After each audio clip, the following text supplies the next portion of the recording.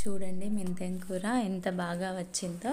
2 ట్రేస్లో సమానంగా 2 ట్రేస్లో కింద news paper వేసాను, కిందకి వేర్లే రాలేదు.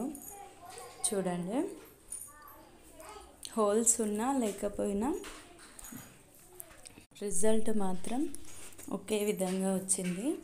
2 ట్రేస్లలో మెంతెం కూర చాలా బాగా వచ్చింది.